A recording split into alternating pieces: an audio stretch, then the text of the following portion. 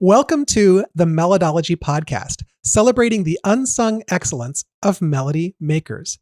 I'm your host, Arthur Breur. I am a composer, I am a melody fanatic, and I am here today with a very special guest who happens to live here in Portland, in the same city as I do, Portland, Oregon. And she is a phenomenon. Let me go ahead and introduce Dr. Lisa Neher.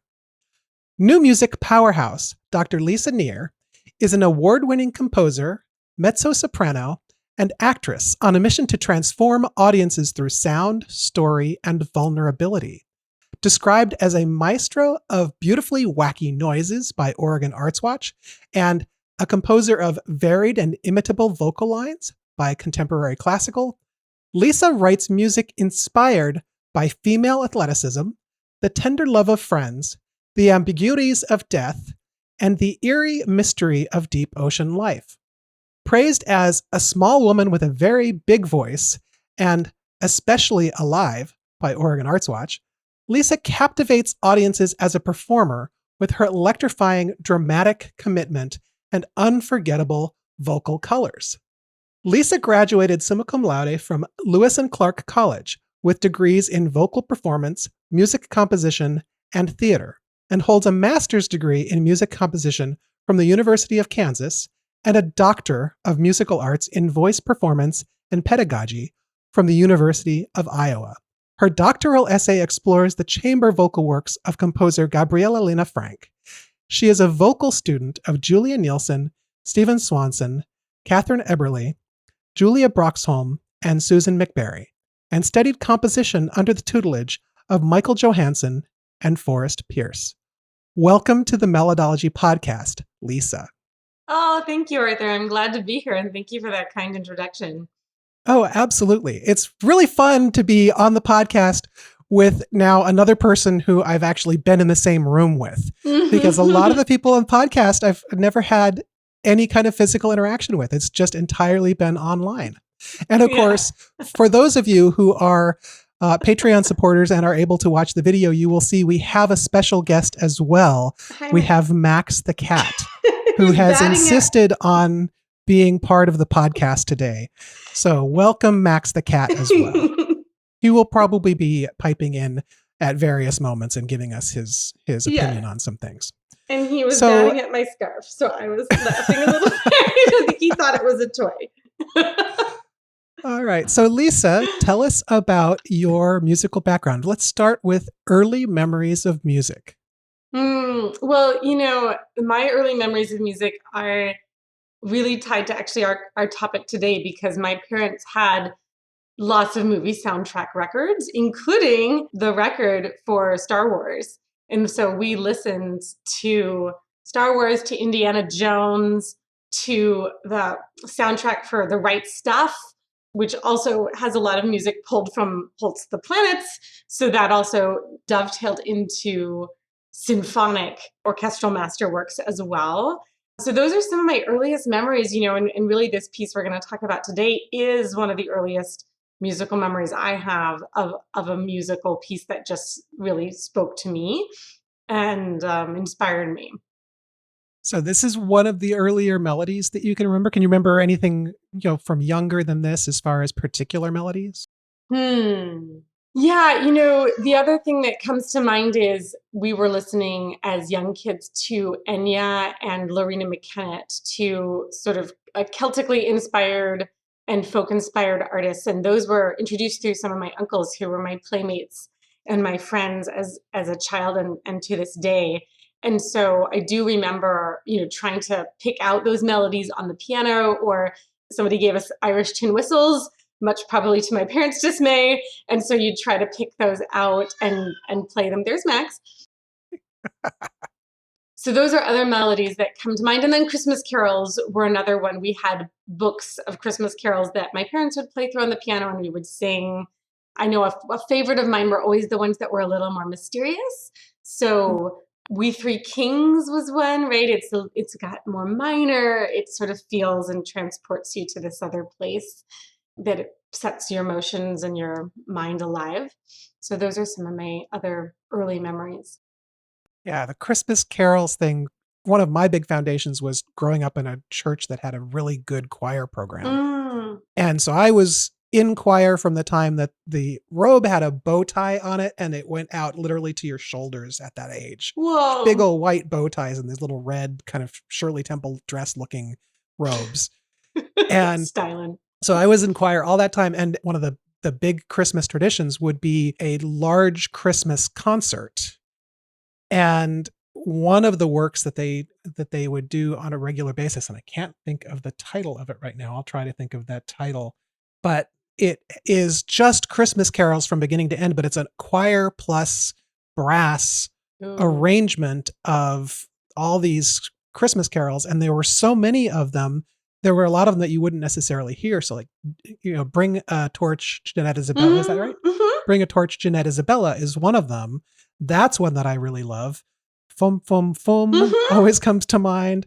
And there are a lot of really, really beautiful Christmas carols. Mm-hmm. I even thought about just doing an entire season of this podcast if I get to have multiple seasons, just doing like a full season of a podcast just on Christmas carols, because they are exactly the kind of melody that you remember. Mm-hmm. They stick. They have their own personality that makes you be able to identify them really, really easily. Mm-hmm. And so, yeah. And they have emotion because everybody has so much emotion wrapped around the holidays. Right. Yeah. One of my favorite Christmas carols too, as you were talking, it came back to me. The Friendly Beasts, which is not one that is as widely known, but the lyrics of that go through each of the different barn animals that were present right in the baby Jesus's birth. And I always love animals and feel like animals, are equally as intelligent and fabulous as humans and have different kinds of intelligence. So I loved the Friendly Beasts as well. And that's one that also has a really beautiful sort of soothing melody where you just feel like everything's going to be okay and all of these animals are looking out for you.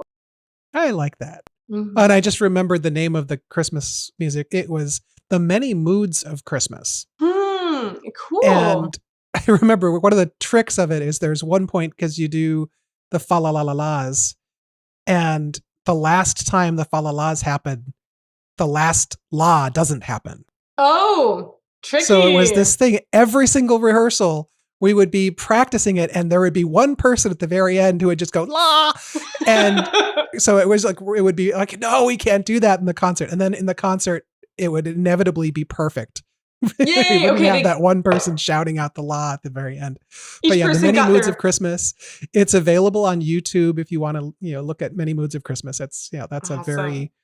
That's definitely a big one in my memory of music. And of course, I don't have to ask you if you like film scores because we're doing Luke and Leia today. Mm-hmm. But do you have a particular favorite film score? Well, I mean, obviously, Return of the Jedi is an incredibly powerful film score for me.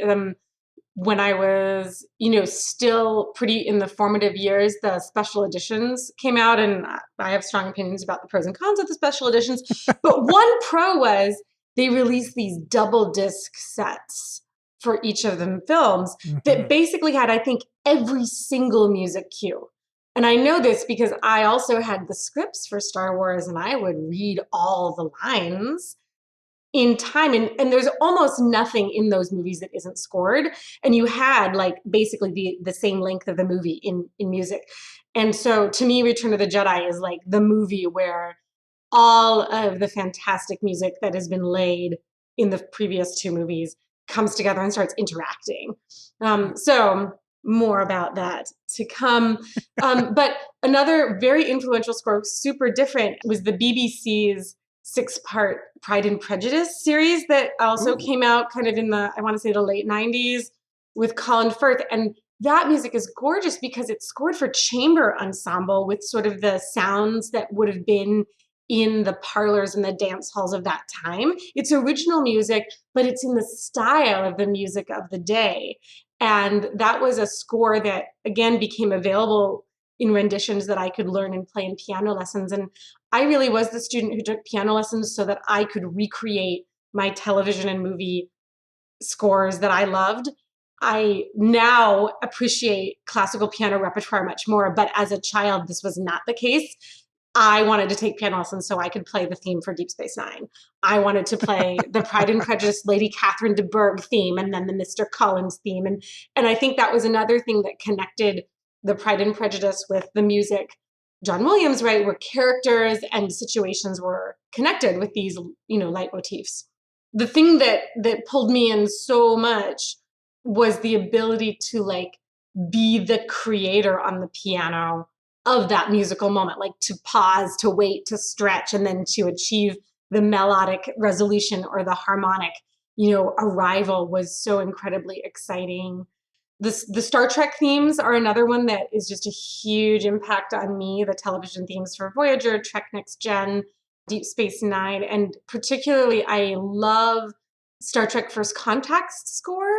So surprising, the combination of very thrilling, terrifying music, because this is the movie with the Borg, with gorgeous lyrical music that I think just elevates that movie so that it's not just a sci-fi action, which Star Trek is never just a sci-fi action, but it just pulls in the humanity so much and really reflects the relationship between some of the characters that, again, you could have written a scary Star Trek movie without that, but I think it's a brilliant movie and a brilliant score. And then finally, I love Rachel Portman's scores for, again, more period piece movies. Emma, which again really features this strings and piano and sort of puts you in that time. And then Chocolat is another one, very playful and really sets the tone for this quirky village in, I think, is it France that it's set in? Recall who composed Chocolat? Yes, Rachel Portman again. First Contact, I believe, is Jerry Goldsmith. Yes, Jerry Goldsmith. Because it has his just amazing lyrical melodies in it, as well as really scary stuff as well. Yeah. It does. It's such a surprising combination. It really works. Let's go ahead and talk about the melody that we're going to look at today. So this is a melody from Return of the Jedi, the third original Star Wars movie. It, in my mind, when I first heard it, I had a mixed reaction to it as a kid listening, watching this in the theater. Part of me was like, wow, this just sounds like Star Wars. It sounds almost like the Star Wars theme because it has that kind of same, the same intervals at the very beginning.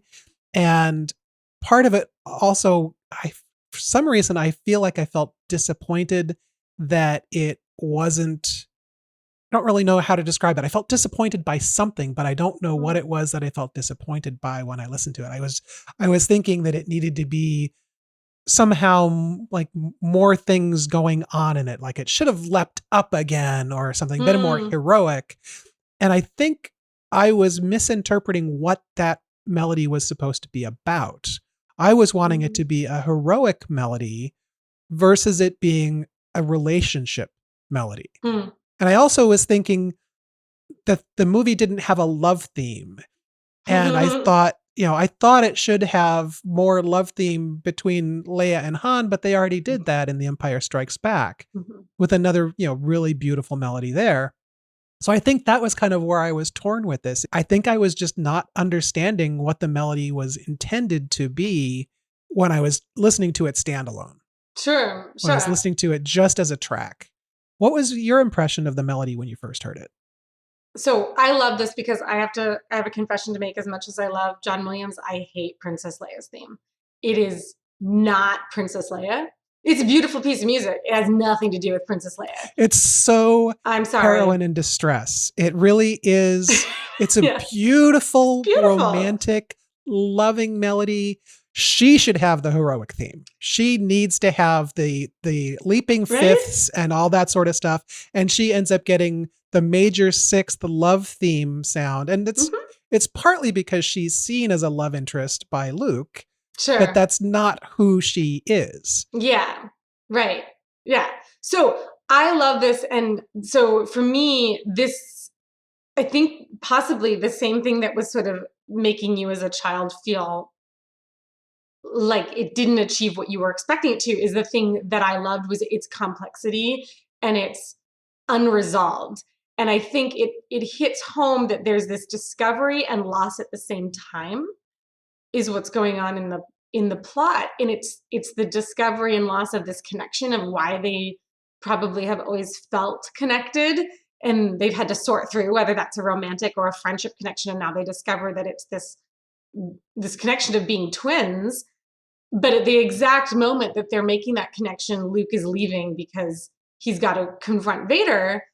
And Luke is actually already probably deciding that he's going to confront Vader and he's not going to kill him, so he's probably going to die.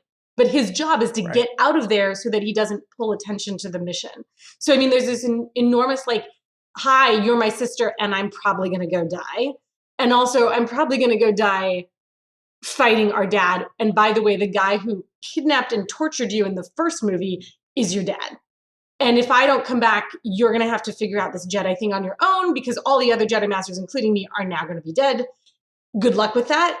And also, I love you. You know what I mean? It's like all the things. It's a lot to put into one line of music, isn't it? It's a ton. And so the unresolved quality and the sense of beauty, but also of loss is, I feel like that is such a huge part of what makes the final act of Return of the Jedi as powerful as it is, you know, and it's a huge part of what makes this melody a part of my musical life. And there's a desire to hear it resolve, but we never actually fully get this like aha release where we get to have a celebratory. It's not the throne room celebration of the end of the first movie, and it never will be, because we've gone through too much across these three films and with these characters. And so, yeah, I think it's brilliant, and it captivated me, and I became so much more interested in these two characters because of this theme. Yeah, and it does a lot of things. When we look at it, we'll see it does a number of things that John Williams is known for in his themes like this. Mm-hmm. It does fit very much in the Star Wars universe as far as the chords that he uses, and in fact, when I was studying this, there is one particular thing that will be a callback to a previous podcast, which I will point out. And he does this amazing thing with chords all the time. First of all, he had a jazz background. Mm-hmm. So he used jazz chords in big orchestral music. And that really, it's part of the identifiability of his sound. But the chords in this, they're crunchy. Is a good word for them. There's a lot of crunchy harmonies in this, where he's got a melody note that's not anywhere near fitting into a traditional chord. Yeah. And it makes for a lot of tension, and it makes, when you do finally have any resolution at the end harmonically, it comes after this long suspended tension. And we'll see all of that as we're looking at the melody. Anything else you'd like to say about it before we go ahead and take a break and look at it? I mean, I think also we won't hear this today, but I hope people will go hear it, you know, look it up on your favorite streaming, is the scoring of the music as well across the orchestra is just so captivating. And the sort of, I'm even having trouble with words. The amount of heart and verve in the strings in this orchestration it's just an unforgettable sound that I think, again, expresses all this tension and all this emotion that is happening in this moment. It also expresses kind of surprises and finding out unknown things. Mm-hmm. And as you're going through it, it wants to be a love song. It wants to be a love theme. Mm-hmm. And it is technically a brother-sister love theme. It's a familial or a filial love theme. Sure. But it manages to not sound romantic in its own way. And I think that's because of the tension in it. I think it manages to not come across as being a romantic sound because it does have so much of that. I think a lot of romantic music sticks on the happy chords. It goes through minor chords, but it hits the happy chords. And in this, it does not stay on happy chords all the time. Yeah. There's always unresolved notes going on. So let's take a break, and we will come back and take a look at Luke and Leia from Star Wars. Welcome back to the Melodology Podcast, celebrating the unsung excellence of melody makers. I have a very talented melody maker here today, Lisa Neher, and we are looking at Luke and Leia from The Return of the Jedi, composed by John Williams. So let's just go ahead and start looking at this melody and listening to it as we go, and let's see what it is that we notice about it, looking at it and listening to it as we step along it as if we are just wandering along a path and we've never seen this before. And for those of you who are listening, if you'd like to see what it is that we're talking about, you can support us on Patreon and you can watch the videos of all the different podcasts and you can see the notation as we are talking about it. So I'm just going to go ahead and start playing this, and I'm going to play just the first part of a phrase here, the first clause of this piece of music.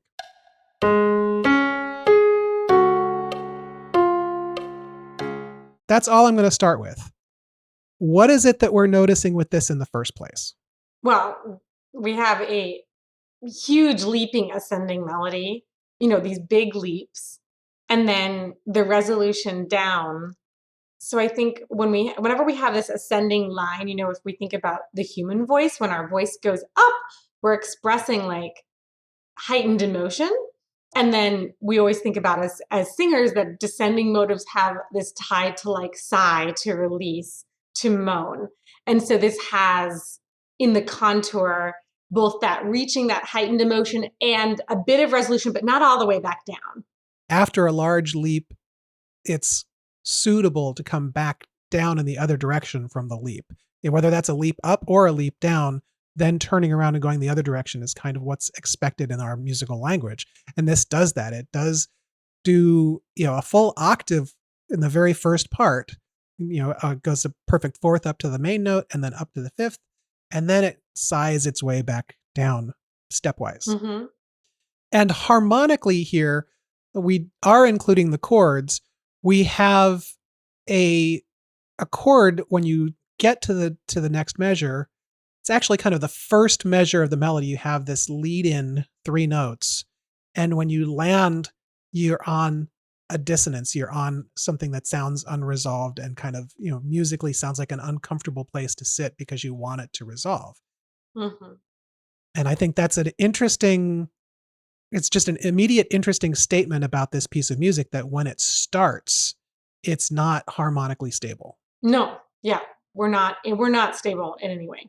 And unlike the love themes from, well, we'll call it Princess Leia's theme a love theme, because technically that's how it was being used. But the love theme for Princess Leia and Han Solo and the Princess, which is the love theme from the second movie from Empire Strikes Back, those are both starting with a major sixth, going from the 5th note up to the 3rd.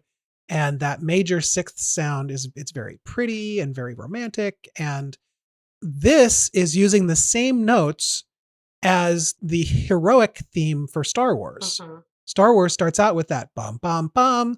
And so does this more emotional theme for Luke and Leia. Mm-hmm. And it also, that theme, the Star Wars theme, goes up and then comes back down. And it technically goes down to the 2nd. This one just kind of goes down and kind of, again, sighs down to the 3rd of the scale. Right. But we also don't land on the 3rd on the downbeat. We land on scale degree 4. And so that's where we're getting that crunch for a moment. Right. Because in this case, the harmonies over that first chord change throughout this piece. They're not always exactly the same notes sitting on top of it, but there always is this, it's not the main chord. You have this second note that we are still sitting technically on a G minor chord. Yeah. And you have, a G flat minor chord. We're sitting on this G flat minor chord and you go down to an F, and that's a major 7th on the G flat minor chord. So you've got this really, it's a G flat minor chord with a major 7th sitting there for a second. So it really is crunchy. It really is unresolved and, causes tension as you're listening to it. Mm-hmm, for sure. All right, let's listen to the first 2 phrases of this.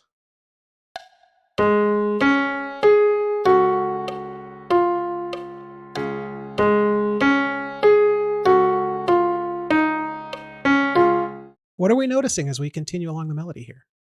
So this theme is built on what I call like a head motive and a tail. So the ascending line is the head of the motive. It's the part that repeats when we hear this the second time, it's going to repeat a lot more. But what we do on the descent, on that second half, is what changes. This is such a fantastic compositional tool for any of you who are composers. It's such a fantastic thing to notice as a performer or as a listener as well, because it gives you a little look into how music can be constructed, is that we can have something identifiable at the beginning of a phrase or the beginning of an idea, and then from there we can explore multitudes. And that head of the motive unifies, and then the tail takes us into new and surprising places, right? So this second iteration, we come down and then come back up. We end up on the same note, the F, the third, but through a different path, right? And so we're starting to expand the world of this theme, even just 4 measures in. Yeah, and if you do look at the notes, you don't hear it so much when and it surprised me when I was looking at it, because I never thought about the fact that the first and second phrase in this melody end up in the same place. Mm-hmm. You're basically starting out with that, again, the 3-note motif, the 5 to 1 to 5, starting out with that same motif at the beginning, that particle of 3 notes. And then over the next 5 beats, you're going from the 4th note of the scale down to the 3rd note of the scale. But because you go someplace else first, you don't necessarily notice that you're ending up at the same place. It feels like it's something different. So it's kind of looking at it, I'm like, oh, well, duh. Why didn't I hear that? Why didn't I hear the fact that you're kind of ending up in the same place? And it is because it distracts you. It's a little smoke and mirrors about where you're going. And subconsciously, I think we do recognize that motion. For sure. But consciously, I think we think, oh, there's this other stuff in the way, so we can't be seeing the same thing or hearing the same thing the second time. So now we've got 2 patterns of rhythms defined too. We have 3 notes leading into the downbeat of the melody. And the first time through, we have basically 2 long notes in the first measure. So 2 half notes in the first measure carries over to the measure after. The second time, we have that little downward scale all the way down to 1 and back up to 3. So we haven't landed on 1 while we are on both a solid beat of the measure, the downbeat, or the main chord. We haven't landed on 1 when we are on the 1 chord. And so we end up on 3 again. Even though we've just kind of touched at that home note, it just bounces right off of it, goes back up to the F. Sure. Yeah. And so we have established already, looking at it, you can see established we have 2 rhythmic patterns for the structure of the melody that have been put in, or that have been used. All right, I'm going to go ahead and play through that and then play into just the phrase after that.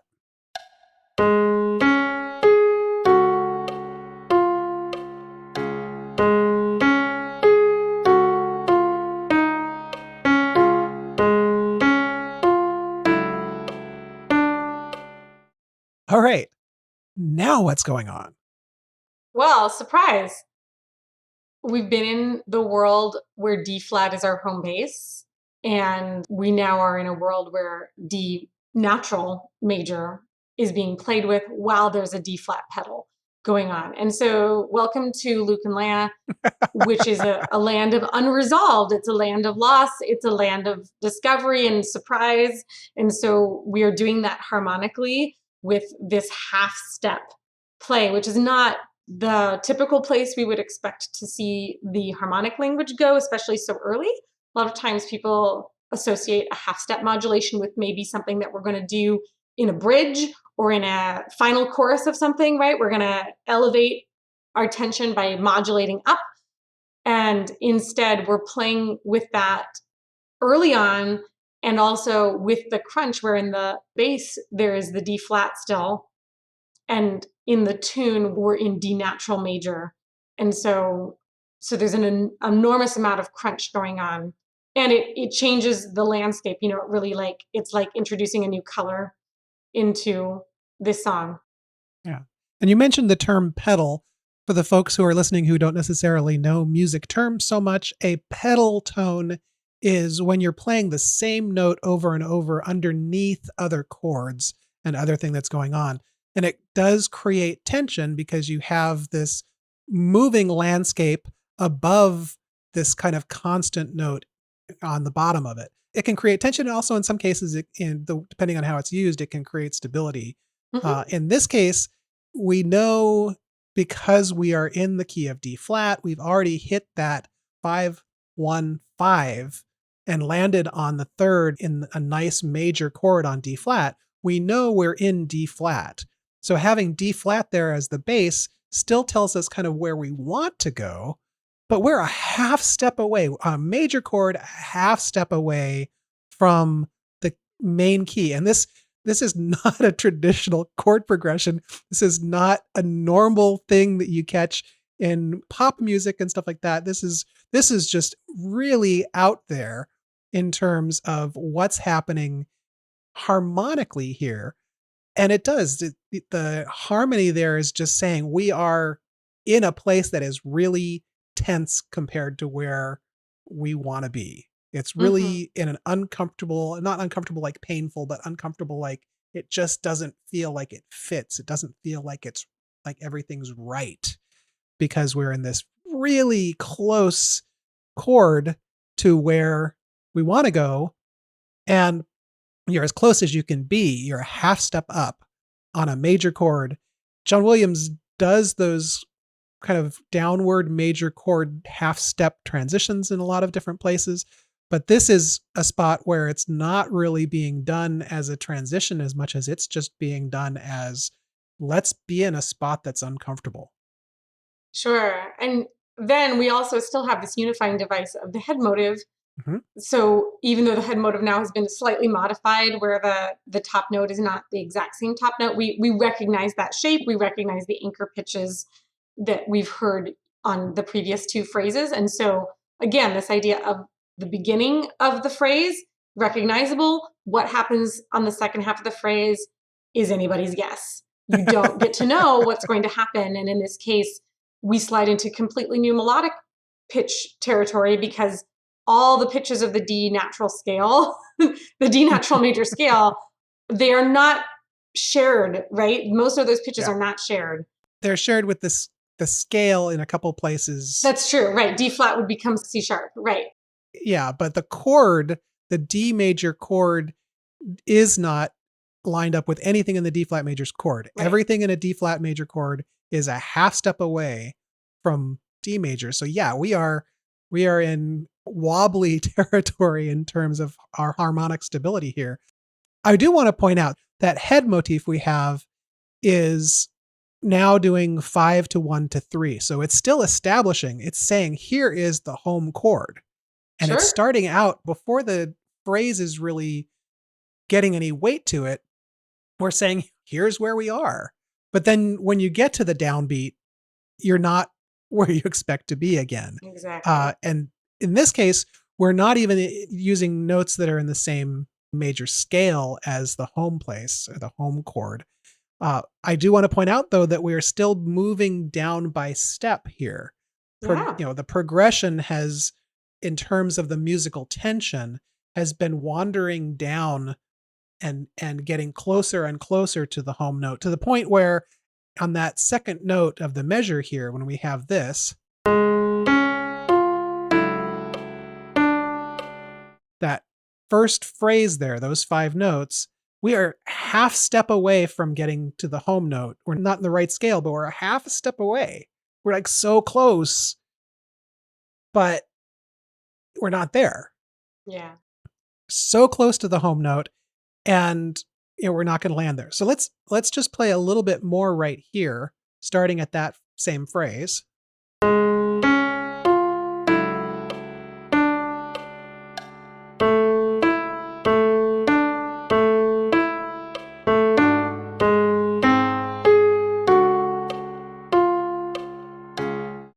Right away, we've got a little bit of a change from what's happened before, because we have these kind of alternating notes back and forth.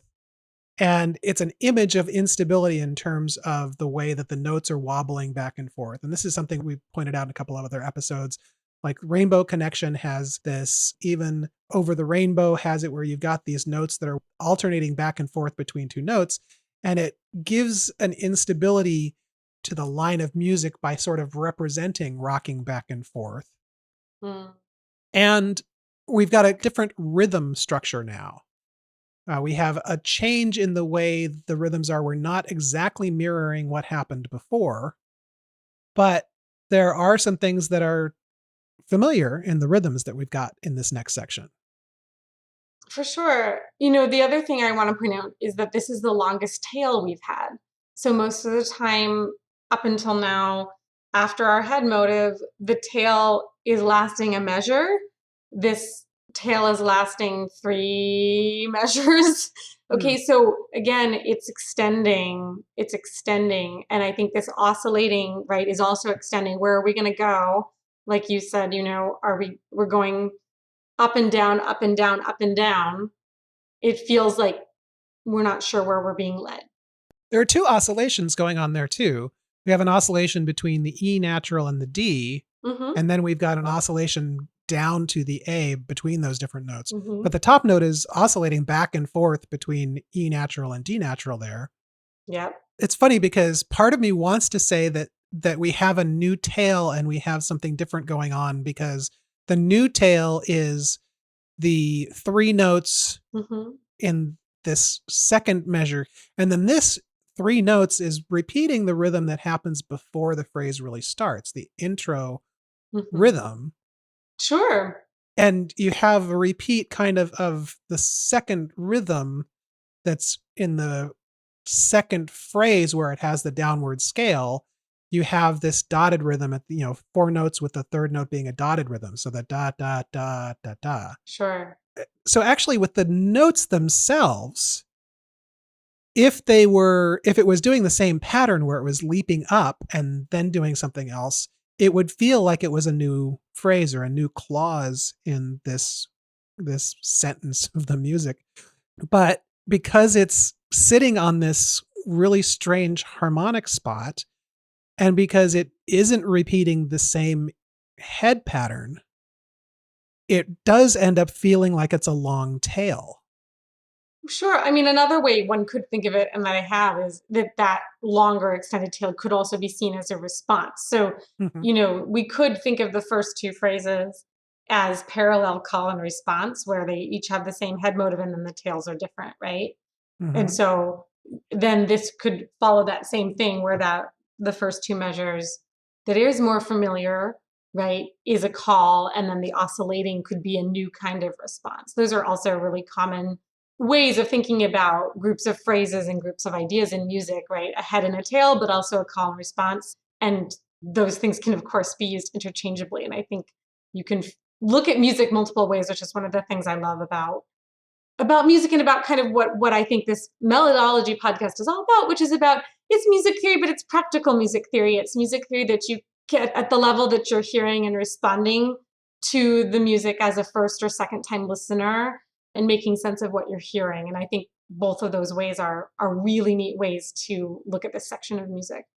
And in this case, listening to it, I've always thought that it was one long phrase. But looking at it now, I'm seeing that the pattern is there. We have the pattern earlier where we've got this melody.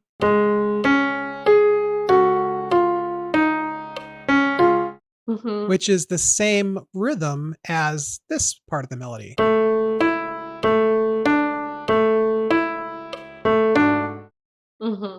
It's amazing to me that it doesn't, when I'm listening to it, it doesn't feel like it's the same rhythms, but it's exactly the same rhythms. Sure, right? So certain times for our ears, the melody seems to be the thing that, the notes of the melody can often belie, like, the fact that there's a similar rhythm going on, right? What pulls our attention as the most foregrounded part of that contour. Yeah. All right. So I'm going to play from right there, and then we will continue on and see what happens next. All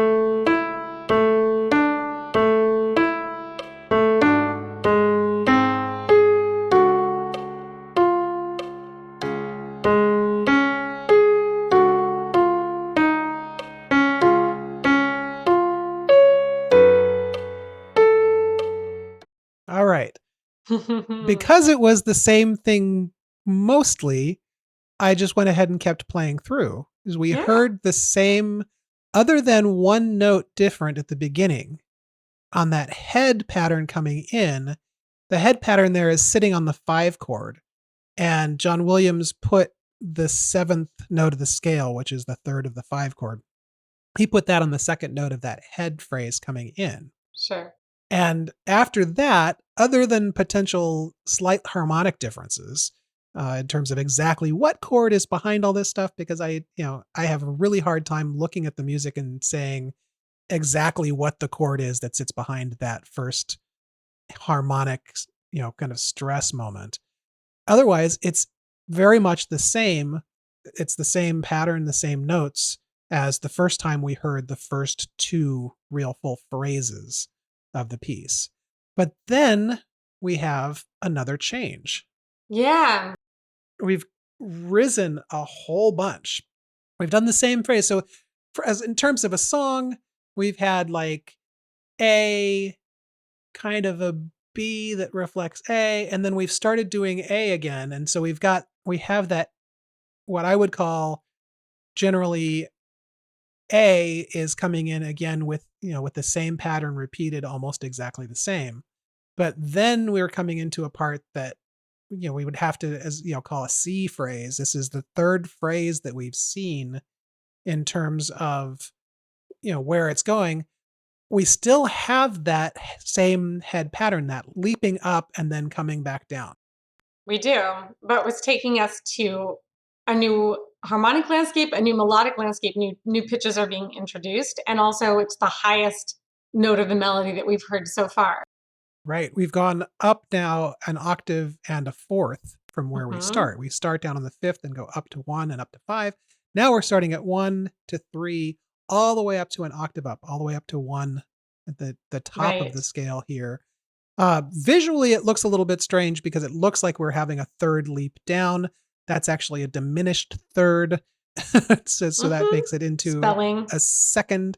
Music notation sometimes can look different than what it is because you can raise and lower notes just by putting flats and sharps in front of them. And so you can turn one interval into another interval when you're looking at it visually.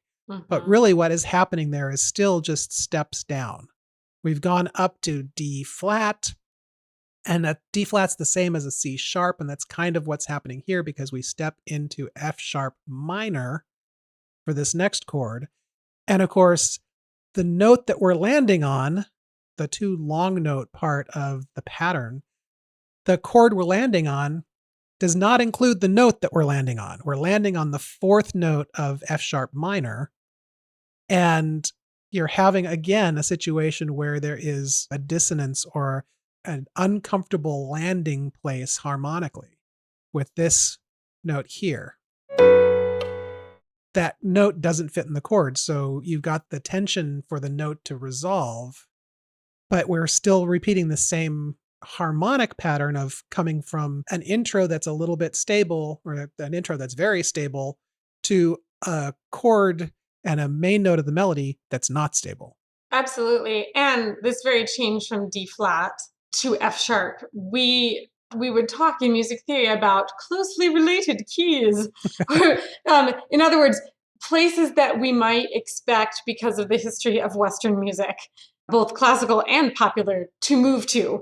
And F sharp is pretty far away from that. It does not have many notes in common again. And so we open up melodically a whole new world of pitches in a whole new relationship. And with that comes kind of this sense of like opening landscapes, uncertainty, surprise, right? And I love that. The head motive gives us that familiarity. It's like leading us, that hand leading us, and then we walk through the door and what's through that door. Yeah, and the thing about this, the reason it doesn't sound jarring here is because technically F sharp could be the same as G flat, but when you're dealing with a G flat minor, it would be G flat major if it were in D flat. It would be a G flat major chord. Right. And it's now a minor, but as we'll see in just a couple seconds, I can peek ahead. I can see that we are not even remotely planning on staying in the D flat world. We're not just jumping up to a minor 4. We are leaving we're leaving the planet, as it were, as we're now getting up to the next section of the melody, because we're using that F sharp as a chord that's going to actually be a functional chord to take us someplace else. Right. So let's play from right there and go into the next. I'm peeking ahead. I see a long tail ahead. So let's go ahead and listen to that.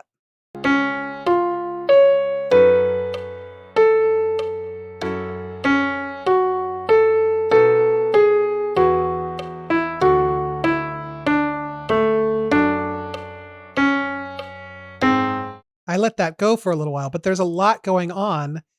There's a lot to see and a lot to hear. We do have a long tail again, but we're repeating the same kind of pattern. So we've done the 3 notes and then 2 long notes, and now we're doing 3 notes and 4 notes with the dotted rhythm at the end. But then after that, there's another 4-note phrase that happens. Yeah, Williams is leading us through a sequence, right? So we have a descent and then another descent. It's progressing through several harmonies, right, to lead us back. And yeah, borrowing from some of the similar rhythmic patterns that we've seen before in these tales with the quarter notes, or the quarter note with a dot, or two of those long half notes. He's playing with these pieces. It's such a wonderful, again, just for those of you who are songwriters or composers, it's really efficient use of the materials you have, and yet so much surprise.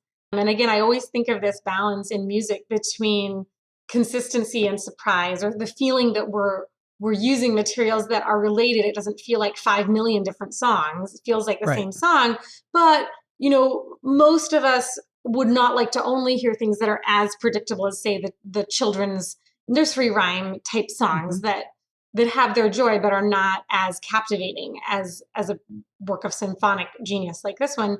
So what's wonderful to see is how efficient that use is. We're still using similar patterns, but we're reinventing them. Yeah, so far we only really have, I would just say we probably have 3 patterns. We have the head motif for that leap. We have downward steps. In one case, we have just 2-note downward steps. And then the other case, we have the 4-note downward steps with the dotted rhythm. And then there's this little change at the end of that pattern where we just have 4 notes that are just 4 notes in a row. I mean, you could break that up and say that it's another 3-note pattern. The first note of those 4 notes is really not its own note. You have 3-note pattern leading to the next pattern, whatever. But it's a very small tool set he's using here in terms of the motifs. You got 3-note leap up, you have 2 steps down, you have 4 steps down, and the different rhythms are really the 2 long notes and the 4 notes with a dotted rhythm at the end. It's a very small set of Legos that he's using in this. He only has so many shapes of Legos that he's using, but he's putting them together in such an interesting way. And I would also call, if we were to zoom out and consider this a long tail, this is such a beautiful example of what I would call spinning out. So we have a sense of regularity that's been established of how long we expect an idea or a phrase to go before the next one begins. And in this case, this is the longest time before the new phrase begins, right? It's the longest time we've had since. And so through these different tools that we've discussed, through these different components that are keeping it in the same sound world, the overall impression is a long cascade or a spinning out of the tail that's going to lead us somewhere. And I love that asymmetry. Again, when we think about surprise and consistency, right? Very consistent lengths of phrases can eventually get a little predictable and boring. And this asymmetry of like, here's a long, prolonged tale. Where are we going to go? Creates such a sense of anticipation and such a wonderful sense of arrival when we do hit the next thing that we recognize. And I'm noticing from the chords and then looking at the notes that generally we are kind of sitting in we're back to being in a D major environment. Yeah. In this whole stretch. So we had that one part where we were a couple measures of D over D flat. Mm-hmm. And now we're talking about the melody has leapt and is living kind of, what you could argue is a D major world. And, if it's D major, it maybe has a raised fourth, but it's still in a D major world.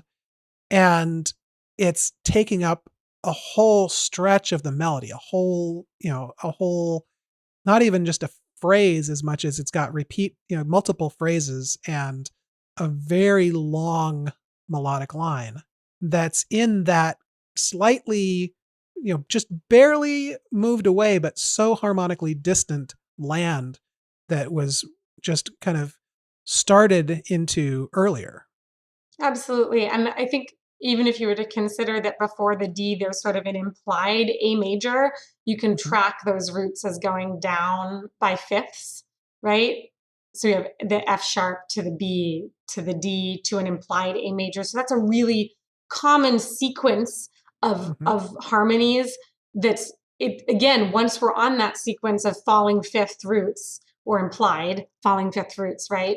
You could keep going there as long as you want. And so where are we going to get off the train? Where we get off the train is really interesting, actually, right? Because where we're eventually leading to is to the D. And then as a way of getting back towards D flat, this tritone relationship between D natural and A flat. And that tritone is a really crunchy interval. It's not one that's stable at all. It's got a lot of crunch and a lot of surprise in it. For those of us who are used to hearing devil's major interval. We've talked about that. We've talked about the tritone in the previous podcast. And there is mention of the tritone when we're talking about the Obi-Wan theme, when Kevin Day and I talked about the Obi-Wan theme. Right. There's this really kind of odd spot where the tritone is in that. And here we have this tritone relationship again in this piece. I want to pop in here real fast and just point out also, I don't want to completely derail what you were going for there. But before we move on too much, I want to point out we've gone up to that high D, and then the melody this whole time has been wandering down the scale step by step. It's taken a couple of detours, but we went all the way up to the high D flat, which is the same as C sharp when we're in this D world. And then we go to B, A natural down to this, scale down A natural, G sharp, F sharp, E, and then F sharp, E natural, D natural. That long moment where you have the D natural to the C sharp, which is the same as D flat, and then we go down to C natural when we have this transition kind of out of that crunchy harmony area.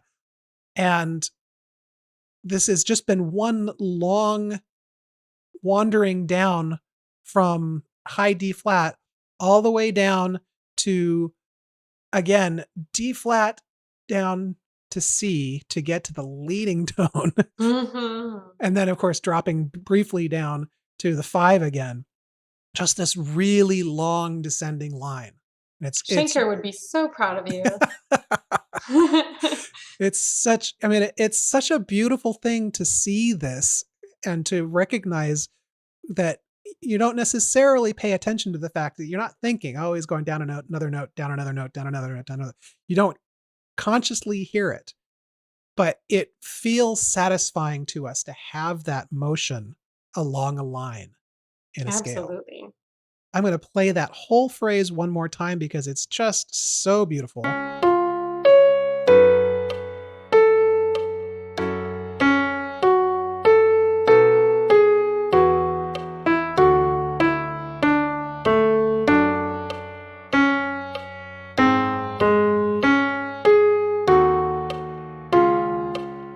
So we are now getting back to where we're at the beginning of the phrase. We've gone through this distant place, and it sounds like we are coming back to familiar territory, back to the A phrase, back to what we would call our very first phrase again. And a fun little thing to point out here also is the way that the harmonies go, the bass line between that last phrase of this wandering for a moment and back to the 5 of the next section. It's D over F sharp, but F sharp is the same as G flat. And he goes from G flat to A flat. So you've got the bass note. He didn't put it as a D chord. Mm-hmm. He put it as a D over F sharp, or at least whatever chord it is sitting right there for a moment. It's on an F sharp in the bass, and it goes just one step up. So it's essentially the same as doing a 4 to 5 in our real home key. And I love that because, I remember a friend once when I was writing a piece and I was getting a little stuck where I wanted to be harmonically. And I called up my friend Ryan Woodhouse, who's a fantastic composer. And I said, "Oh, Ryan, I just don't know. And, how do I get out of this spot?" And he said, "Well, Lisa, you can go anywhere by step." And, we are talking a lot in the Melodology podcast about the soprano line or the melodic line that you hear on top, and then maybe how it relates to the harmonies. But what you just talked about is actually the melodic line of the harmony. Mm-hmm. What note is in the bass, and how the note that we're putting at the bottom of the chord has a really large impact on how smoothly or not smoothly we feel like we can transition to what comes next. Right? And so since that F sharp is in the bottom note, rather than having the D in the bottom note, if we have the D in the bottom, then D to A flat in the bass would be a tritone melodically in the bass, which we could do, but it would make a very different impact than sliding stepwise, right? And taking advantage of that sort of, is it an F sharp or is it a G flat? It's kind of both, right? And so I love that you pointed that out. And also when we were talking about the Obi-Wan theme, there's a moment where the bass line is going down by step and then back up by step, while a melody is kind of doing a pattern that's up by step and down by step, like reverse mirroring each other almost, not exactly lined up. But this intentional use of essentially a melodic line as the bass line, turning the bass line into a line instead of just using the bass note from whatever particular chord you happen to be on. Oh, yes. It adds another level of the kind of comfort to what it is we're listening to when you can have a line that is the bass line instead of just jumping from chord to chord. Oh my gosh, counterpoint, right? The idea that every line of music works vertically as aligned with the things above and below it, but also has a contour that's interesting. Your low voices in your group, whether those are bass singers or the cellos or the tubas, will all be so grateful to you if you think about that as a composer or songwriter, because you want them to have gorgeous contours too. You want the parts that are being played, especially when you're dealing with, you're not just having somebody playing a piano as your backup, but you have individuals playing individual lines of notes.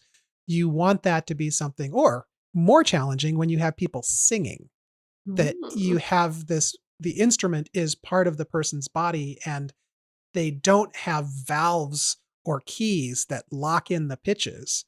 To be able to have a line, to be able to have something that's interesting and memorable to be singing in a horizontal way is hugely important for people who are singing. But it adds to the overall enjoyability and beauty of a piece when you have these lines in the other parts as well. Absolutely. All right, let's go ahead and listen, and let's just listen out to the end of the melody here. Beautiful.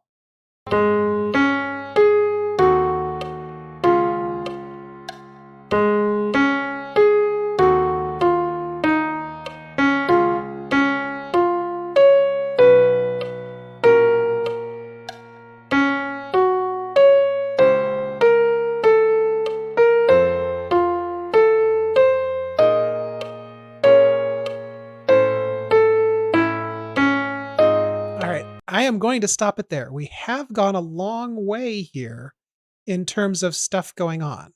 We've had the same basic two phrases at the first. We've had like an A and a B. Then we've done something very kind of similar to where we departed in the section that's really could be arguably in D. So we've gone up again to our high note, but rather than coming down to C natural, actually, sorry, it's technically the same thing. We've gone up and we're coming back down to the same thing as our previous B note, but then we go to a B flat. So we're going C flat to B flat. So it's changing the way that the intervals are working here. And I was wondering ahead of time as we were talking about reviewing this melody, I was wondering if John Williams just tried to come up with every possible variation on which intervals downward he was doing after that head motif. Was he just like, okay, I'm going to go down a whole step and another whole step. I'm going to go down a half step and a whole step. I'm going to go down a whole step and half. Like, was he just trying every possible thing? And was part of his, was he actually doing a compositional challenge with himself to see if he could do, as many different variations on that and different chords on that as possible? Because it feels like he's doing, he's doing the same pattern overall, but there are these slight changes in it each time. Yeah, and the context is also, it's related to the harmonic language. So we're in a very different harmonic place with these B flat major implications and F major, right? So the melody and the harmony are inextricably linked as they always are, and allowing him to explore these elements that he's been developing. This is development, right? Development is what you're discussing, right? All the different permutations used in an interesting way, both harmonically and melodically, and taking us to new places while staying grounded or connected to what came before. Yeah, and it is really different. This idea of a whole step versus a half step has an enormous aural difference to our ear. Yeah. And so we have kind of the same stuff going on until instead of a downward scale completely, the last note of what has previously been a downward scale goes back up and takes us 2 steps up then. And then we have essentially a complete change in the pattern of the notes, even though the rhythm is exactly the same. So in this place here,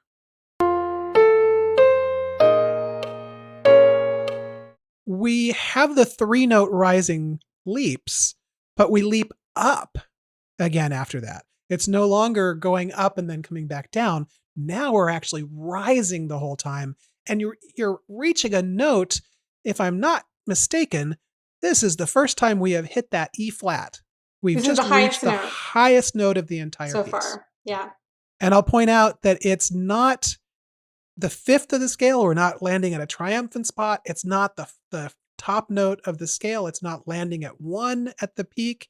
It is landing someplace that is harmonically all by itself, not home. It's not stable.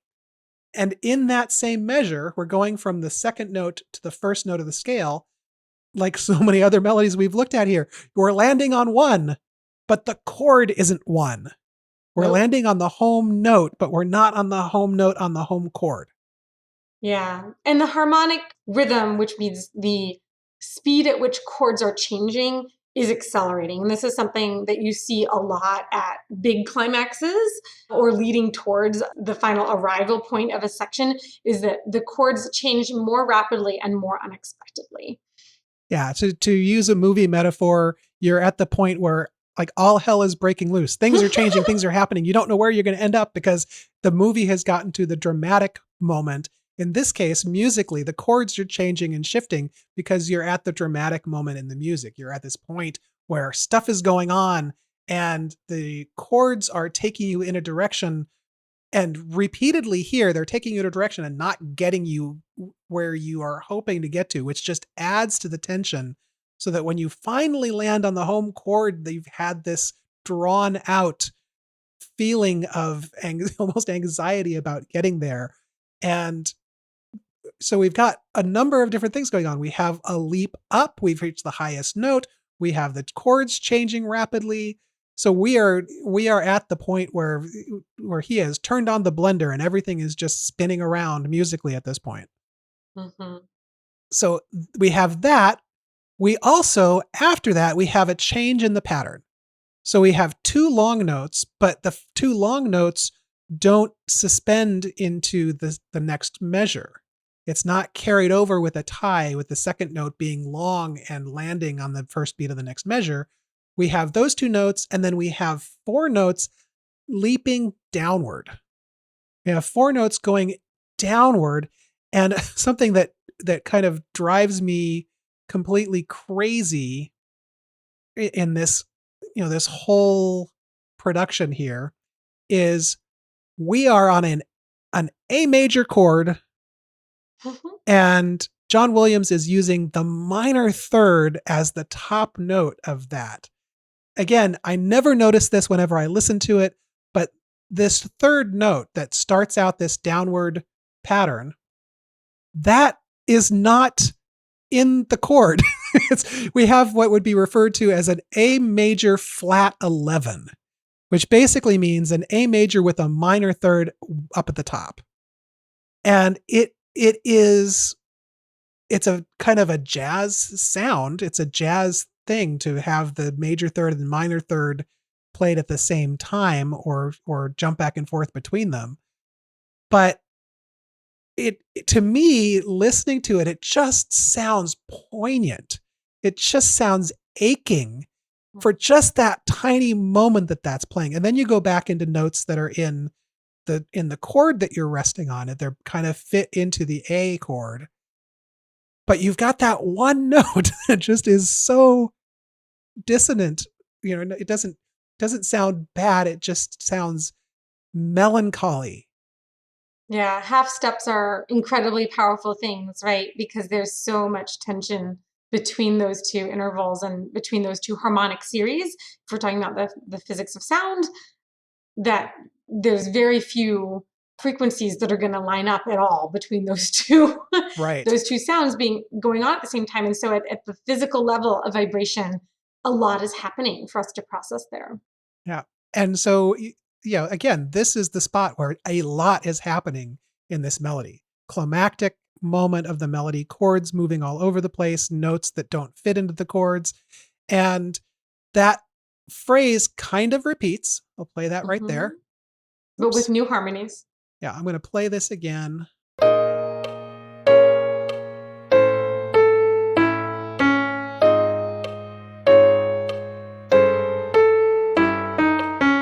One thing that I will point out as a compositional technique is he has the same general line going here.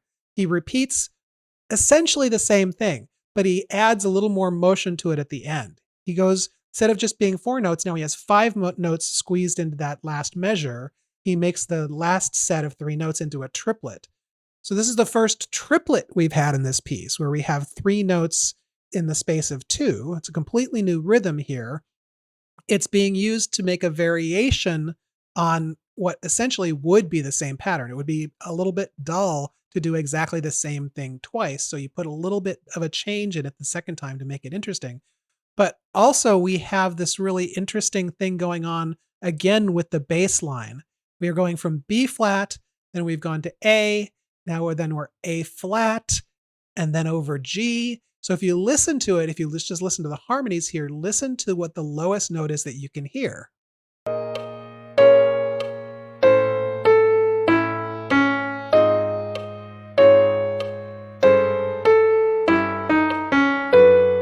It's a little crunchy in there because there are a couple different harmonies that I'm not completely sure are correct or not, but there's this downward by step bass line going on.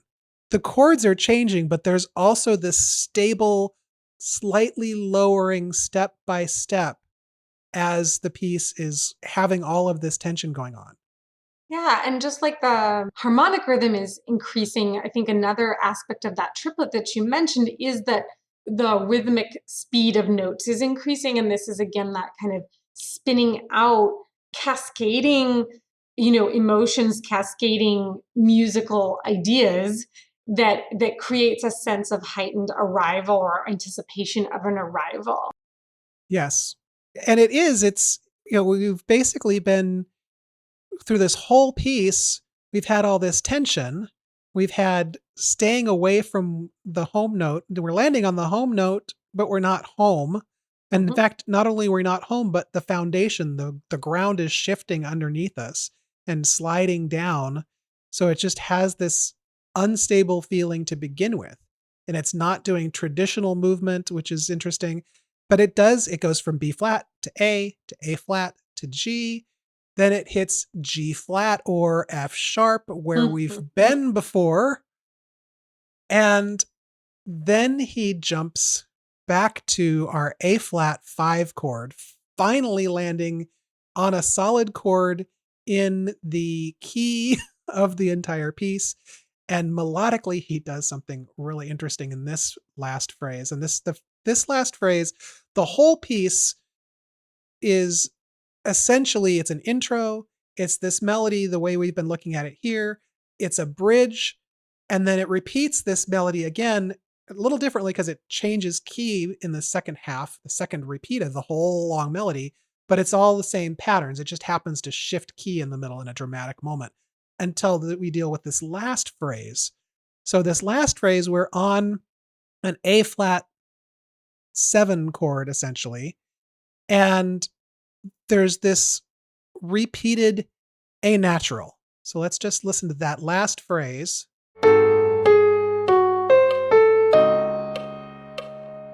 There's that tritone.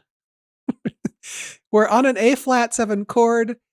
The note that's repeated in that measure is the A natural. And the A natural leaps up to the 2. It leaps up to E flat.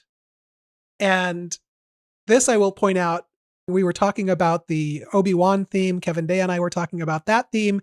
And we were talking about how there were things we couldn't necessarily identify, but we knew they were from the Star Wars universe of music. And that same interval is used in the Obi-Wan theme. That note that's not in the 5 chord. Yeah. It's a half step up from the bottom of the 5 chord up to 2. That tritone, which I would not give to somebody to sing probably without giving them lots and lots of time to practice. Would not give this to somebody to sight read. Tritones aren't so hard. They're distinctive. Well, I wouldn't give it to me to sing. I wouldn't give it to me to sing because I would probably have a hard time with it. But it's an identifiable interval now that's being used in the same way in 2 different pieces from the Star Wars universe of music. But it's this half step up from the main note of the 5 chord. Sure. Yeah. Or borrowing and being in D flat major and D flat minor at the same time, right? Because A natural would also be double flat.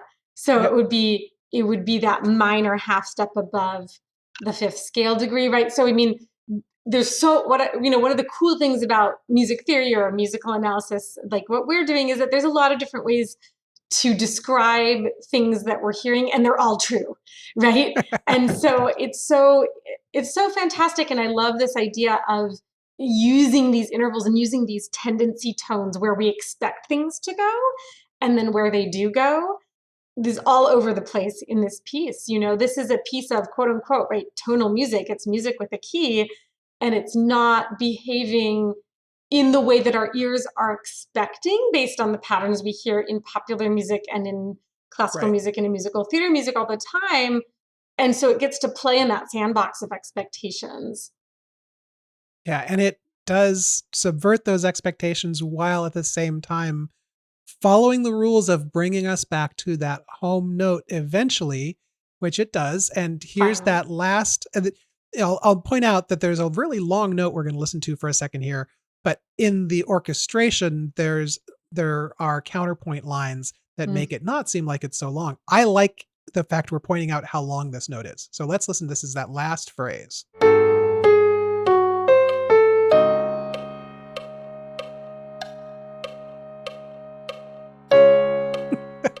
I love just like how long you're sitting on that note. And if you're not aware that there are other notes going on as a counterpoint line at that moment, It's just two measures of tension. Yeah. Even with the counterpoint, it's tension. I mean, it's that he's really making you wait for it. Mm-hmm. Yeah. Yep. And this is the same pattern. It's a 2-note downward step pattern, but this is the first time we've had that pattern take us longer than dealing with just within one measure.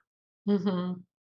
So I'm going to skip all the way to the end, and we're going to look at just the second way that that final measure is played, because it's different the second time. So first off, the environment where we've been moved to is he adds tension to the melody by bringing it up from D flat to the key of F. And then halfway through, he does it again, leaping up another major third to the key of A. So we've got the tritone relationship again, because we started out in D flat and we're ending in A, but also because the melody has been gradually moving upward, I think emotionally or subconsciously inside, to have real resolution, we need to come back down some. Mm. And in this case, the first repeat of the melody, the long melody, ended essentially an octave up from kind of the area we were starting. It ended up on that, going from the high E flat to the high D. And now, instead of staying up high, he's bringing the melody back down. So I'm going to play just basically those same two long downward sections from this part of the melody, and then have it just tail out to the end of the overall piece.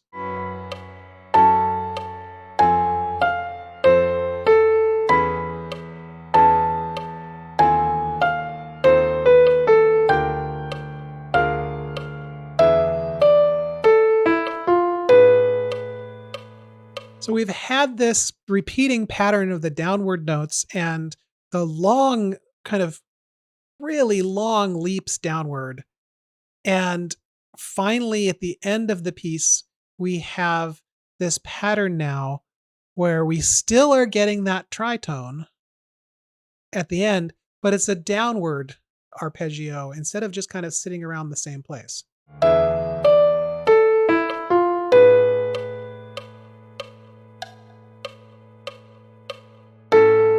That long tension of the last moment. Mm-hmm. Yeah, it's so brilliant. It's just really, it gets so much mileage out of these ideas. I love it. We were talking earlier about using a limited tool set to create a melody. Mm-hmm. And, this is what Beethoven is loved and hated for, because he would take, for example, the da da da da, and he would turn into an entire symphony. He would turn it into an entire piece of music by just starting out with this little motif that he would use. And even before his Fifth Symphony, which is that famous one with that motif, his composing style was to take tiny little patterns and put them together into larger groups. And then that also gives him something to break up later when he would do a development, but he would just repeat those same exact patterns. He would pick a set of tools or a set of colors for his painting, as it were, and he would use those over and over and over and over again. And this is a great example of doing that exact same thing. There are probably 4 rhythmic ideas in this entire piece. Sure. You've got the head pattern, you have the 2 long notes, you have the 4 notes with the dotted, and then you could argue that you have the triplets. The 4 notes that are turned into 5 notes, with the second 2-note set being turned into 3. But that is rhythmically all that he has going on in the whole piece. And then melodically, primarily what he has is the upward leaps and then downward steps. Yeah. That's essentially what the entire piece is built on. That, and going from a crunchy moment of tension to a moment of relative harmony.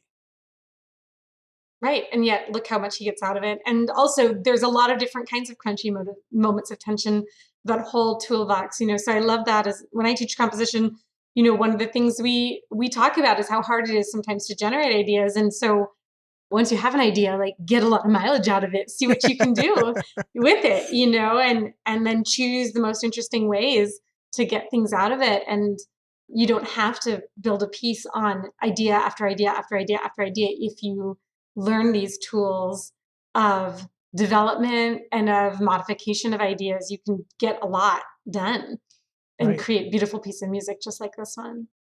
Yeah. This is a masterwork.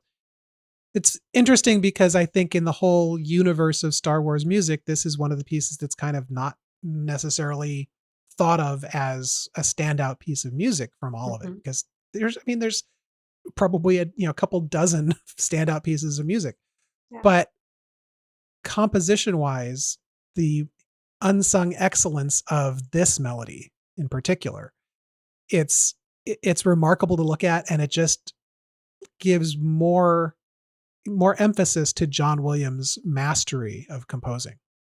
Yeah. And I think it is my favorite melody in the entire trilogy. It's my favorite piece. And it is also describing what I think becomes one of the most interesting relationships in the film.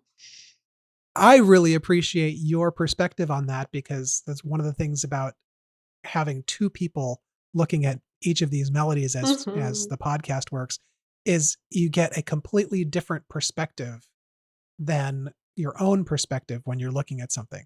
And you've made me fall in love with this melody even more than I ever thought I would have. Although we'll disagree on Princess Leia's theme. We can agree that it's not Princess Leia as a real character. I mean, doesn't line up with who she is, but I love the music in Princess Leia. It's a beautiful piece of music. It should just be a concert piece. It has nothing to do with her character. Right. No offense to John Williams. He didn't know yet. And, now we know. Now we know. Yeah. Yeah. We didn't know that Luke and Leia were brother and sister at the time either. And now we know. We knew she walked on stage and started shooting at things, though. That's true. That we knew. So. Exactly. All right. Well, let's go ahead and take a break, and we will come back and talk about what's going on with you. Yay. Welcome back to the Melodology Podcast, celebrating the unsung excellence of melody makers. I am here today with a fantastic composer, an amazing performer, and a wonderful person, Lisa Neher. Lisa, what's going on with you right now? Oh my goodness, so much. So we are about to open Carmen with Portland Opera. So I've been in tech and dress rehearsals for the last week and a half. I'm in the chorus for Portland Opera. And, Carmen is an incredible show full of memorable melodies. So that's a treat. And I'm also in the early stages of working on a production with Shoebox Opera, which is a virtual song and opera platform. And we're putting together a creative rendition of Telemann's Canary cantata, which is I would say it's a tragic comedy. It's a very fun play on secular cantatas that is all about a horrible death of a canary at the hands of an evil cat, and uses all of the different conventions of traditional secular cantata, fast aria, slow aria, recitative, but to tell this story of, Ame, my sweet canary is dead. And so a lot of tongue-in-cheek and fun Baroque tragic comedy going on there. And I'm also, on the composing side, I am in the sort of final month or two here of the recruitment for my bassoon sonata consortium, which is a bassoon sonata, 10-minute work for bassoon and piano that is inspired by the Sunflower Sea Star, which is the second largest sea star in the world, and was once very plentiful up and down the West Coast, and has now really had some tragic hits to their population and are becoming very rare. But it's a beautiful animal and a beautiful source of inspiration. And it's my first consortium that I've ever run, so it's really exciting. It's that style of commissioning work that involves a lot of different commissioners joining at a sort of moderate price point rather than one person having to come up with all of the funding. Hey, there's Max, my cat. Hey, Max is back. Max is back. And so we have a really lovely group of bassoonists who are co-commissioning this, student and professional. And it's going to be very exciting to collaborate with all of them on all the fantastic performances people have in store for 2023. And still excited to welcome some more people in too, because there's still time for people to join that and to see who else wants to create music with us. And I'm going to throw in something that was not in your bio, or at least not the parts I read, and that is that you are the composer in residence for the Beaverton Yes, Community Concert Band. that is And true. and that you had some great ideas that you added to what is now the composerinresidence.org model for creating your own residency. So for composers out there, look at composerinresidence.org. It's a free resource. It's a agreement basically for a no cost residency that you can set up with any ensemble pretty much. And you can have a mutually beneficial arrangement with a large ensemble, so you can have your compositions performed by a community orchestra or community ensemble or however you want. So it's a model I'm excited Absolutely. with. I was really happy that you took advantage of the opportunity and grabbed it. I'm looking forward to what comes out of that as well. You have some show and tell that you brought to us today. I did. Yeah, I brought two pieces. Reach Out, which is a flute solo that recently won the Flute New Music Consortium Prize and has also been released on two albums, my EP of Wind and Waves and also Rose Bishop's debut album Diversions, both via Odd Pop. And American Waters, which is a solo vocal piece that I wrote and performed also on my EP. All right. And we will link to those things in the show notes for the podcast. Let's first listen to Reach Out, and then we can talk about that piece.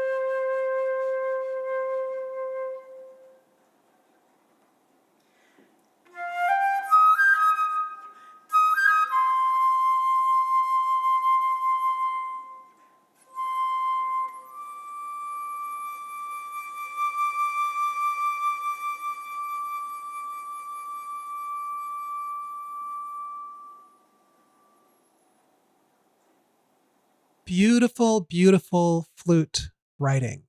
Tell Thank us you. about the experience of writing for solo flute and what led to this piece.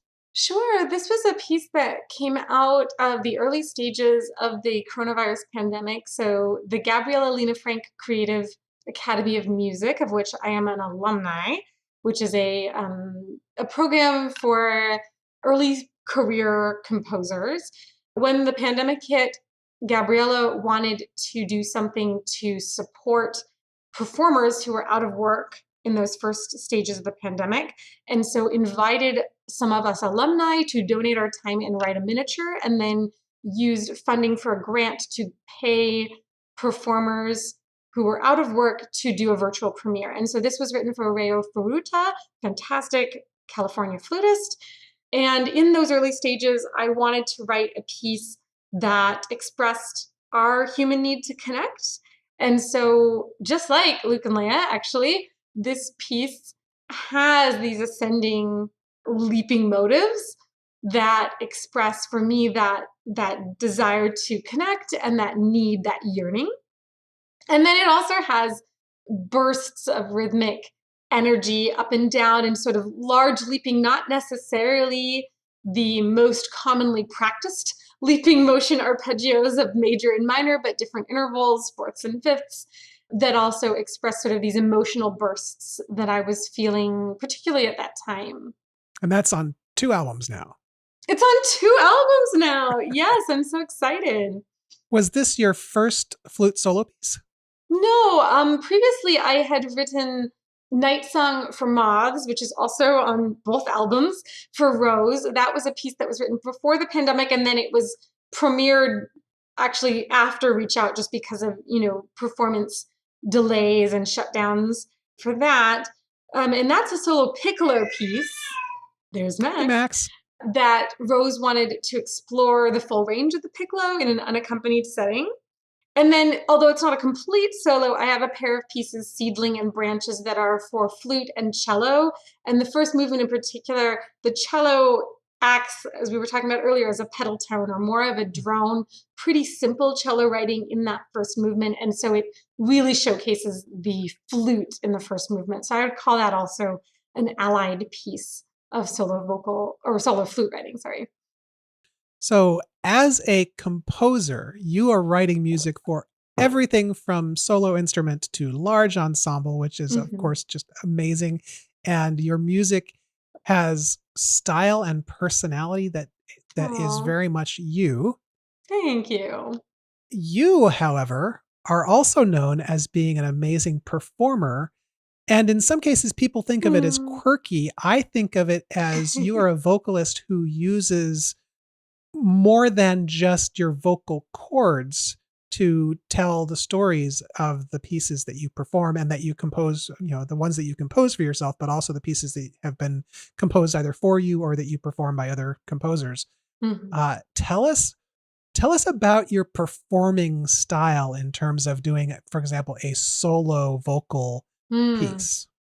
So solo vocal performance, by which I mean unaccompanied vocal performance, and I feel like I have to say that because I often say I have a vocal solo and people say, you can't perform it in this hall, there's no piano, to which I say, that's fine, it's a solo.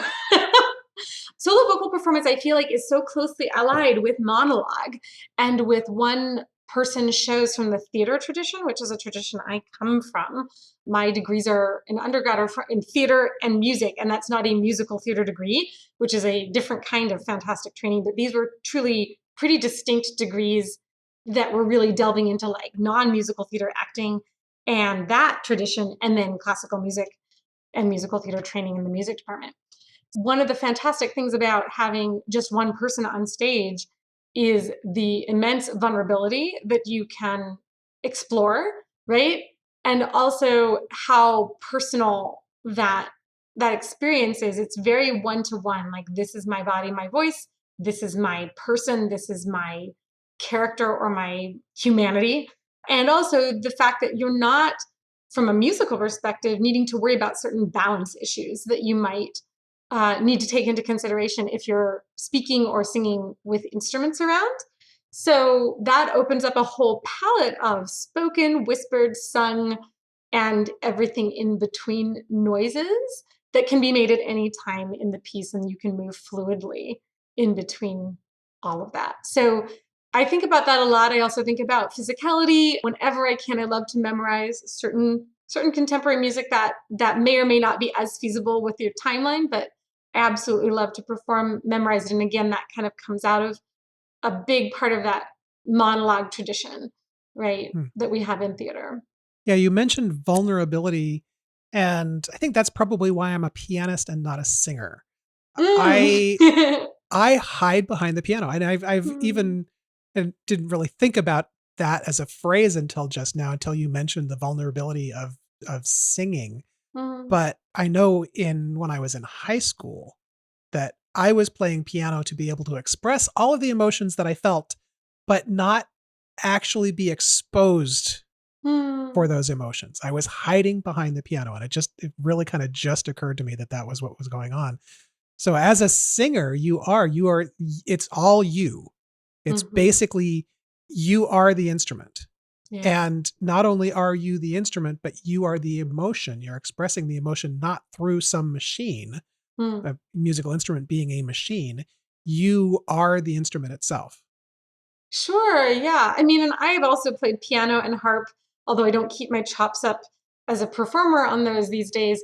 And so I do think there is also something very special about performing with the partnership of that instrument, and I actually miss that sometimes because it is such an intimate and wonderful thing to channel that through.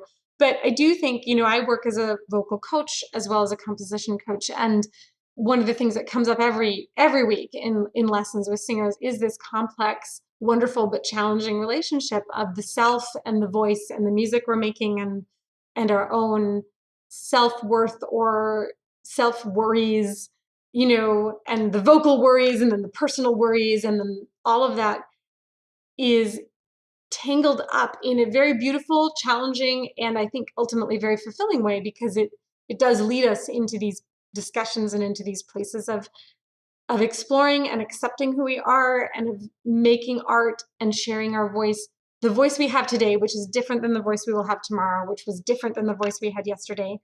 And I think that's true as instrumental performers tell me as well, that they also have those same kinds of things going through their relationship with their playing. So, yeah, it's a really personal thing. It's a really wonderful thing. It's a lifelong journey. So this next piece that you're sharing represents very much that style that I'm talking about, where it's not just a piece where you're singing. There No. are sound effects that you are doing as Mhm. well. So let's listen to American Waters.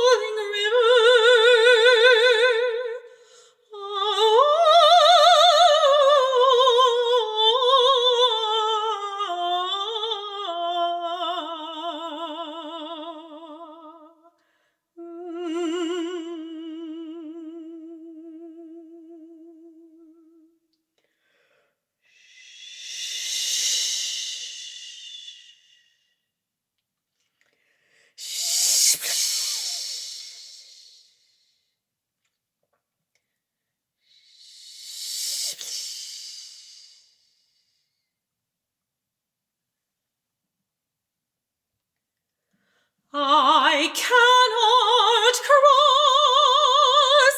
Shh.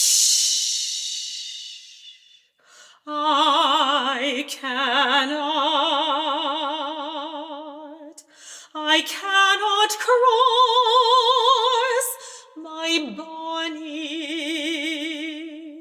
Build me a boat, my Bonnie. Build me a boat, build me a boat, build me. I cannot cross, I cannot cross o'er your rolling river, down by the river, down the stream,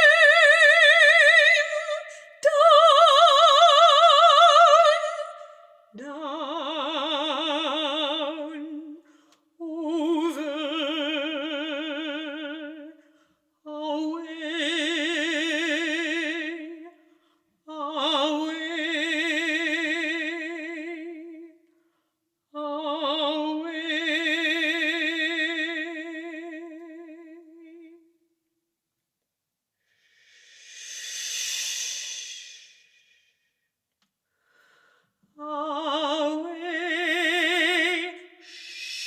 shh, away. I'm bound away.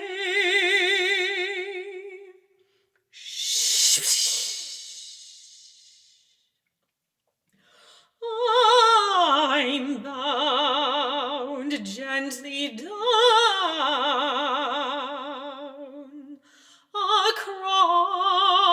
across over my Bonnie, bound down.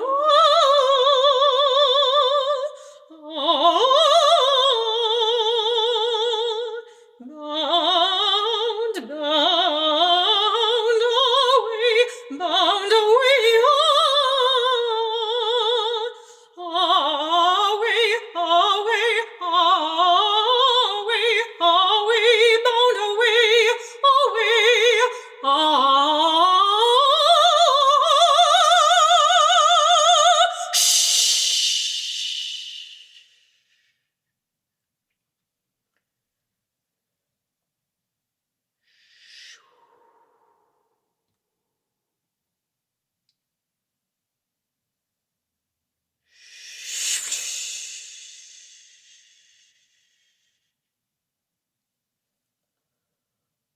over the ocean.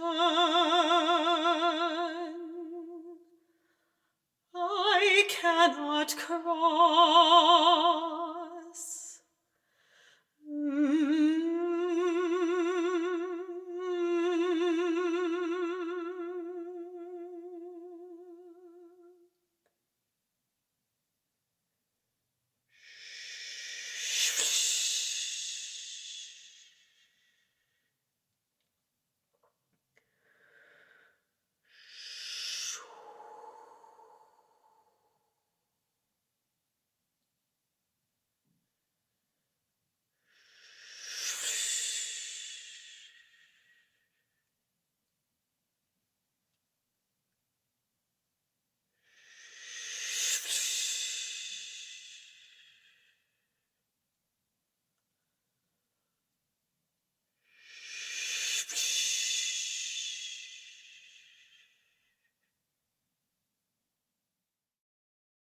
I love the sounds that you make and how they are.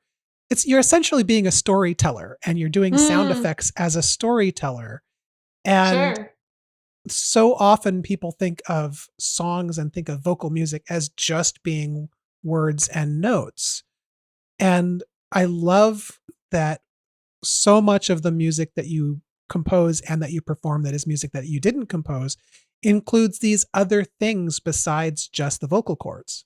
Yeah, I love that too. Thank you. I'm glad that represented the same things for you. What I love to do whenever I'm writing music is think about I have this performer and either their voice or their instrument, and what are all the things I could do with it, right? And then what am I going to choose out of that subset of things? And one of the things singers are super great at, obviously, is text, but also the different components of text. And you can really take almost any noise and describe it in terms of vowel and consonant sounds. And that's also something I love. I get geeky and fun exploring very challenging extended techniques, sort of experimental techniques.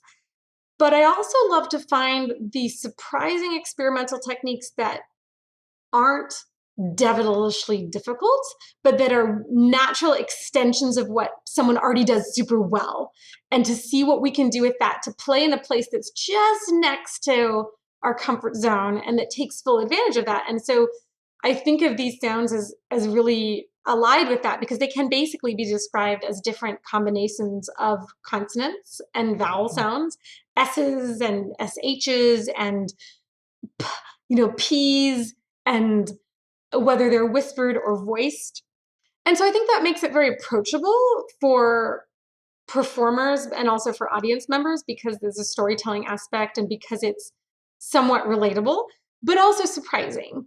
And using these in surprising, fun combinations, I'm always about that continuity versus surprise. I want both in the music. And so one of the neat things I discovered in this piece and in sort of trying to notate it in a way that would be approachable for singers who haven't spent as much time playing in that sandbox was how to relatively pitch, for example, like an SH sound using the position of your tongue. So the piece involves some slides from sort of relatively higher pitched SHs to lower. And that has a lot to do with the height of the tongue and also how rounded your lips are. And so that's a little bit in the weeds, but it's also something that we as singers are talking about all the time with our vowels and with our diction. And those sounds are part of our audio language, our audible language as humans. Because you say shh, but you do. If you say shh, that's different than shh. Exactly. There's a range of those things, and people don't think about that. But then how do you write the difference between shh and shh? How do you point that out to somebody? That's a challenge, and you took that challenge on with this piece. Yeah, for sure. Another thing about this, I think it's a brave choice to have a piece that doesn't end with vocal flourish or with vocal anything. To have the piece not end with your voice is a really interesting choice. And to me, it's actually a brave thing as a performer, because I think a lot of, the sopranos have the reputation of being divas, and not necessarily mezzos, of course, not mezzos, but singers like to show off and to have a piece where there is vocal range in the piece, but the piece doesn't have that right as the last thing that everybody in the audience experiences. Sure. And I think, one of the things that this piece does is it plays with sort of the singer maybe being more of a stand-in for a human and the singer being more of a stand-in for landscape, right? And I love, like if you listen to the Bach cello suites, right? And because I remember when I was first embarking on this project, I had some people push back and say, well, you can't just have one singer with no piano. That's going to be boring. Are you going to do electronics? Are you going to do pan percussion? And I called up my mentor, Forrest Pierce, and I said, Forrest, I don't have any of the equipment to do electronic music. Like, I'm just a one-woman operation. I was doing this tour in Iowa with new music that I'd written and that other people had written for me. Do I need to have electronics? Do I need to have... And he said, no one would tell Yo-Yo Ma not to do the Bach cello suites. No one thinks that's boring. And I was so grateful that he said that, because it really gave me that affirmation that this idea of like one singer and nothing else was like totally fine. Every other instrument has that rep. But also when you go listen, for example, to the Bach cello suites, you hear that although it's one line of music most of the time, there's actually notes that are implying a harmonic line and notes that are more implying the melodic line. And even though it's the same person playing those, you can actually pick apart that. So, in this case, it's maybe more of like sounds that are in American Waters representing the landscape that this person is in, and then the singing maybe representing more of their reaction to it, or that could be one interpretation. And so I do think sort of starting and ending in that landscape was something that I thought was important. And also the interplay between those different textures, creating something, my own version of what Bach is doing, right? With that kind of contrapuntal quality. Well, I think it's really interesting that somebody would say just listening to one person singing or just watching one person singing would be boring. There's a lot of assumption in that statement. It's also kind of insulting. Yes. And Oh, yes. the other thing about that is people will go and they will watch a comedian, a one-person show, Yes. stand up and talk for 2 hours. Yes. And that's not boring. Right. So why should one person singing be boring? And I've seen you perform solo with no accompaniment and keep the audience completely engaged through every single different piece that you're doing. And it's just a matter of the fact that the pieces of music, it's not as if all you're doing is singing a melody. Now, this is the Melodology podcast. Right. So melodies, yes, do the melodies, but you're not just up there singing a song. You're not just singing words and notes. Yeah. You are emoting, which is like one thing in the first place. You're actually expressing emotion and expressing the story. But beyond that, you provide so much more interest in the works that you do because you do go beyond the traditional solo vocal, person just singing a melody line. Yeah. And I think also like when we think about, I remember feeling very awkward singing, say, my opera aria for my grandparents without the piano or any kind of backup. Those pieces aren't solos. They're duets, right? Or they're whatever. Accompanied solo. Quinbillion texts, right? You know what I mean? If you're talking about with orchestra. So of course it feels awkward. Wouldn't it feel awkward to do any piece that's designed for 2 or more players with one person? Of course. So when we talk about like solo unaccompanied rep, the whole point is that they're designed to stand on their own and that you're not missing out on something. And I think, what you're saying is like, if someone were to say, hey, I'm going to sing my top hits of musical theater or my top hits of opera, just me, it would probably feel kind of weird because they weren't designed that way. I'm going to sing Carmen solo, unaccompanied. Right. I mean, it's feel beautiful music, awkward. but it's not going to be the same thing. It's not, because it wasn't designed that way. Right. But you're not actually missing out on anything when you hear the Bach cello suites. And you're not actually missing out on anything when you hear any other solo work, right? Or when you hear John Cage aria, or when you hear, Kathy Berberian Stripsody, one of my dream pieces to perform. Those pieces were designed for one person, one voice. That's what they were designed for. We need a better terminology for solo versus unaccompanied solo. We need to come up with words for those things that are clearly defined, and you can just say the one word and it makes it clear that there is solo with accompaniment and solo without accompaniment. I would say solo with accompaniment is just duet. This is a piano vocal duet. This is a flute piano duet. But everybody calls them solos even though they are accompanied. Exactly. I even hate the word accompany. It's just so, as a composer, it's so wrong. It's not.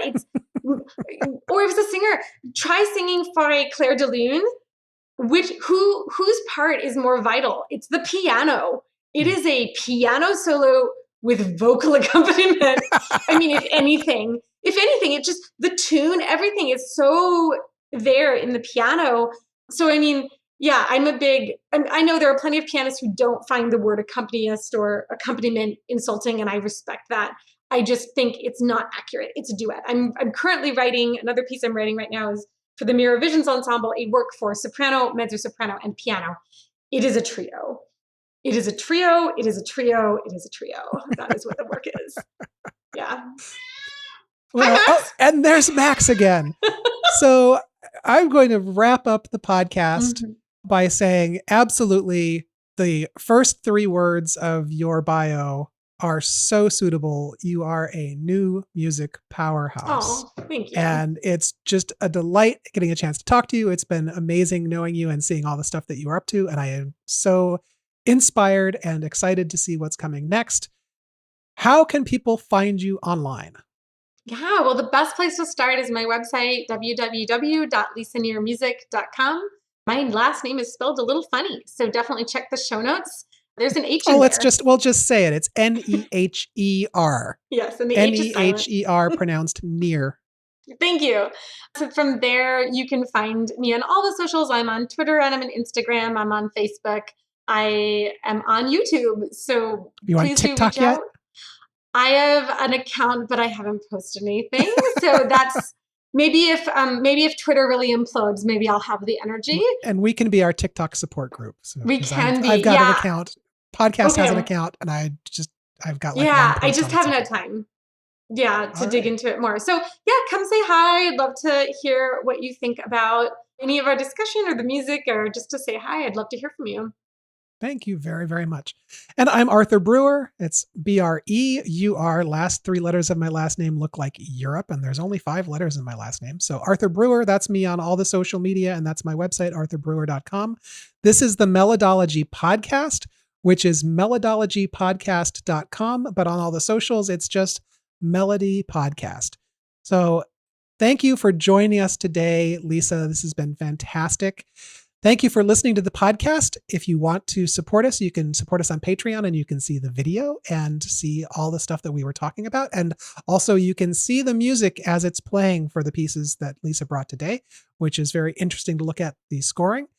And come back for the next podcast. Take care.